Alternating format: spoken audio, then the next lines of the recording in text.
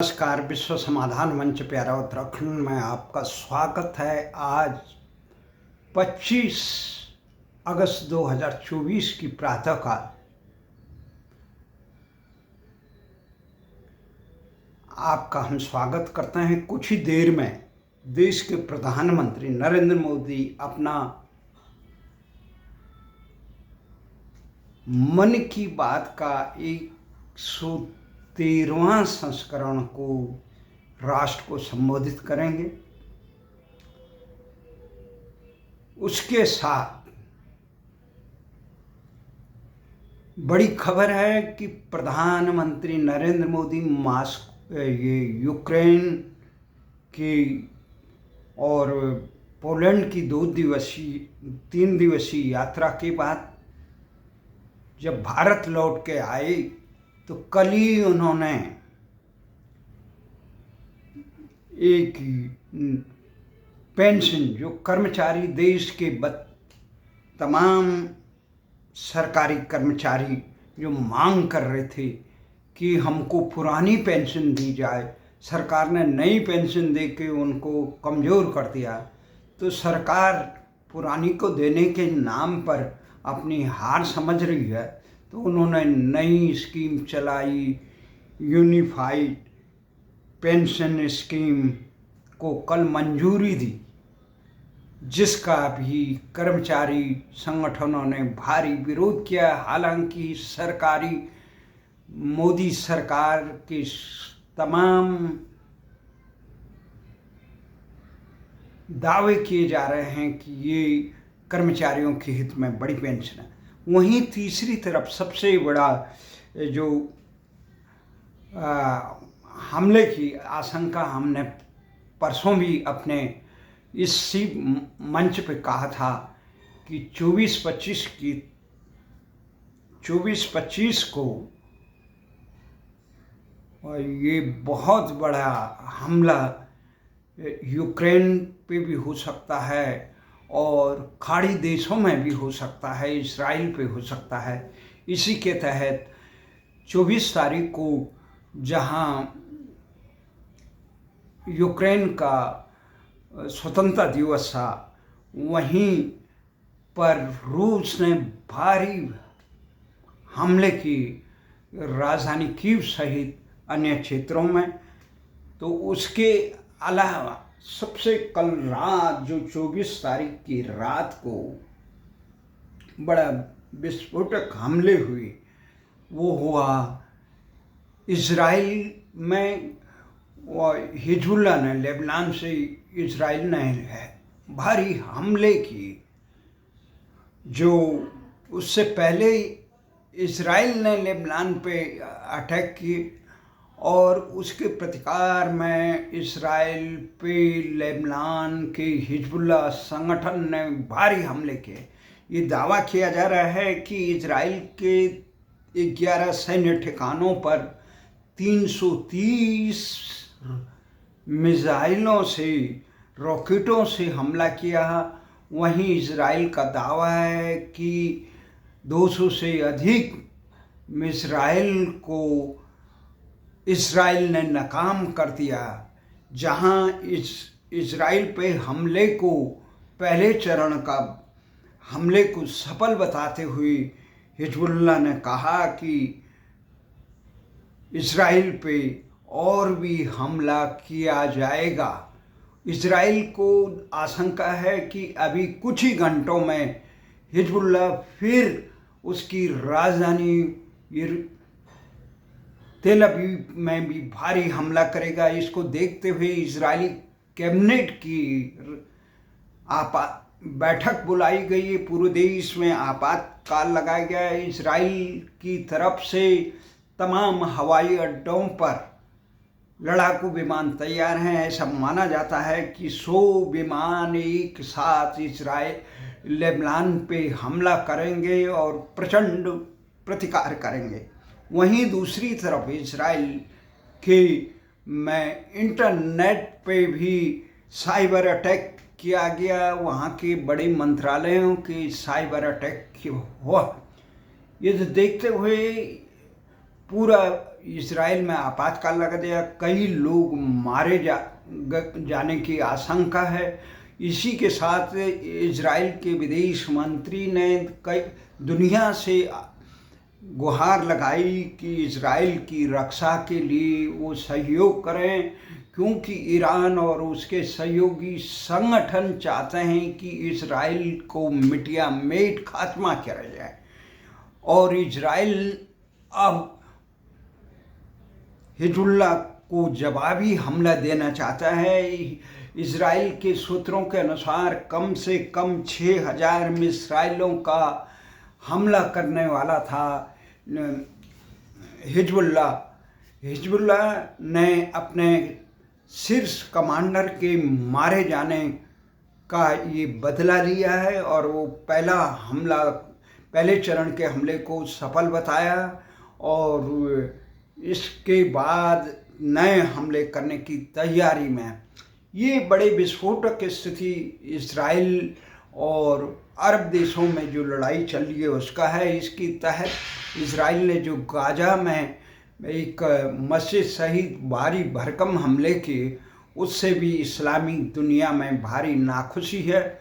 वहीं इस्राइल और अरब एक दूसरे को मिटाने की जो जंग लड़ रही है उससे मानवता काफ़ी खतरे में है।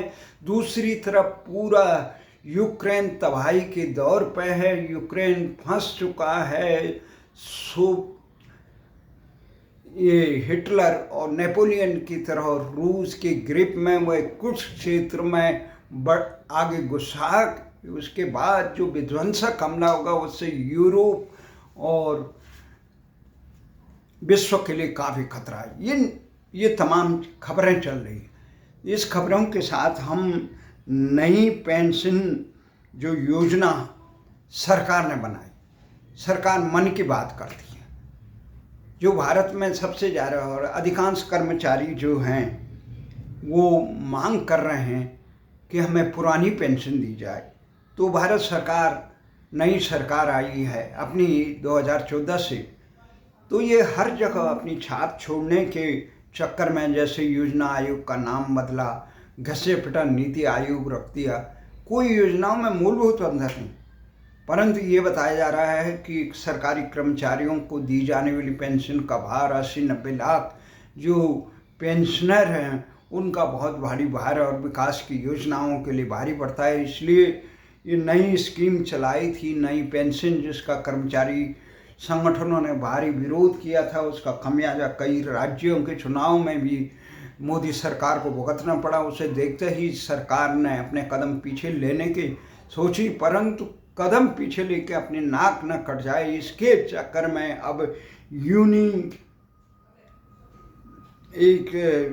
यूनिफाइड पेंशन स्कीम की है, जिसको कल मंत्रिमंडल में, जो यूक्रेन के दौरे के बाद प्रधानमंत्री भारत लौटे थे, तो उसके बाद उन्होंने सायंकाल मंत्रिमंडल की बैठक बुलाई और उसके बाद एक बयान इंटरनेटी दुनिया पर प्रधानमंत्री ने जारी किया, जिसमें ट्विटर हैंडल जो उन्होंने कहा कि देश की प्रगति के लिए कठिन परिश्रम करने वाले सभी सरकारी कर्मचारियों पर हमें गर्व है। यूनिफाइड पेंशन स्कीम इन कर्मचारियों की गरिमा और आर्थिक सुरक्षा सुनिश्चित करने वाली है। यह कदम उनके कल्याण और सुरक्षित भविष्य के लिए हमारी सरकार की प्रतिबद्धता दर्शाती है। और यूनिफाइड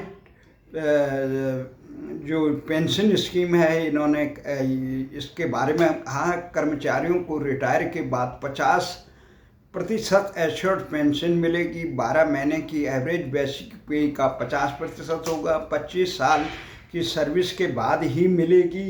कर्मचारियों के मौत होने पर फैमिली पेंशन का भी प्रावधान है। कर्मचारियों को 25 साल से कम हो तो कम से कम 10,000 रुपये मासिक पेंशन हुई। 2004 से 2025 तक रिटायर हुए लोगों को इसका लाभ मिलेगा।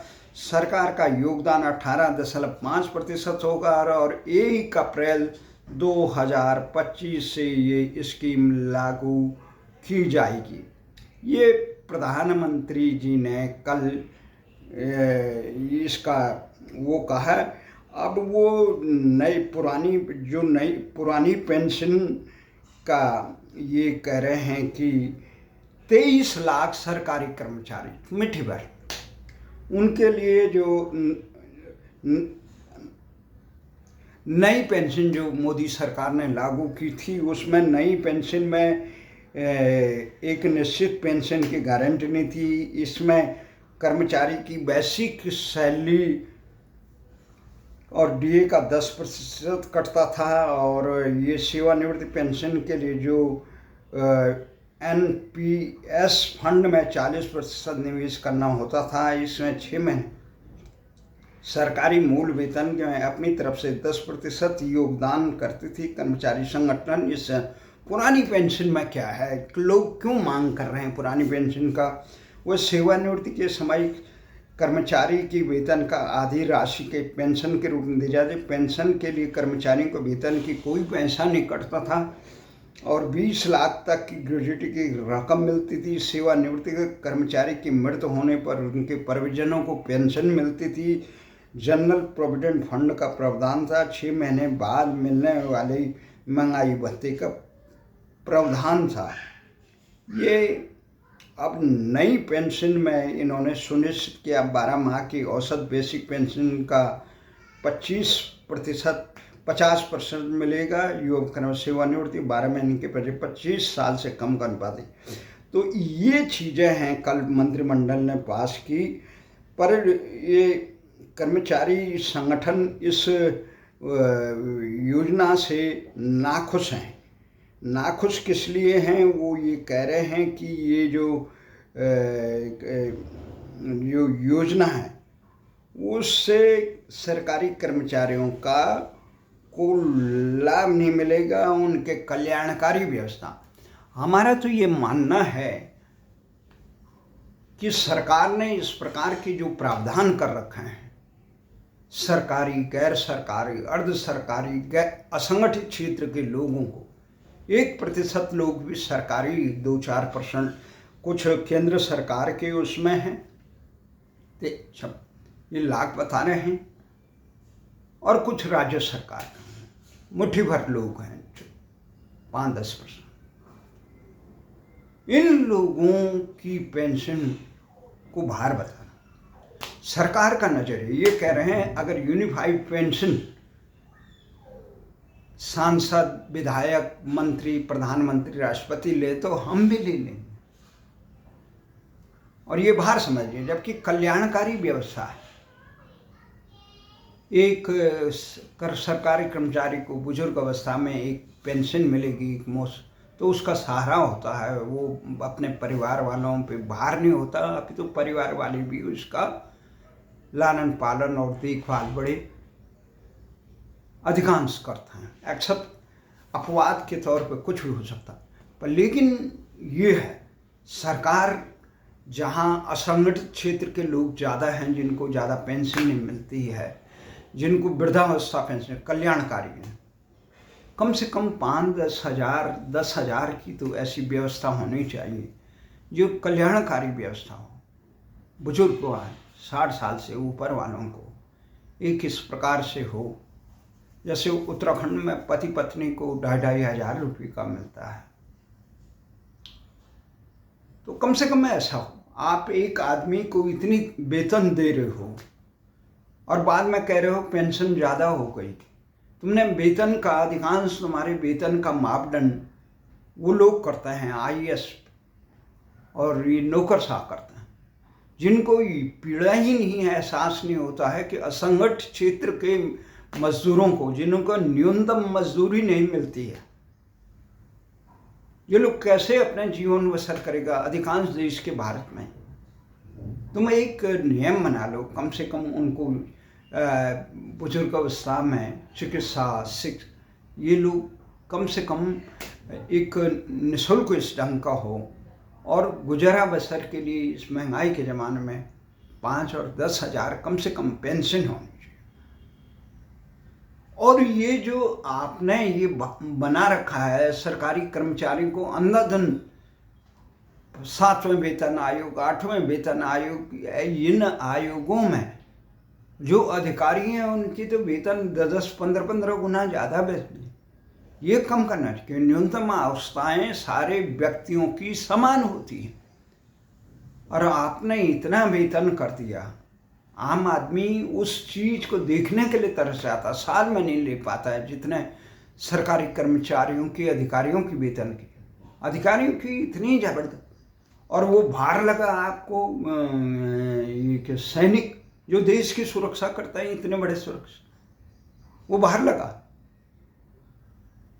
उसको आपने कर दिया होमगार्डों की तरह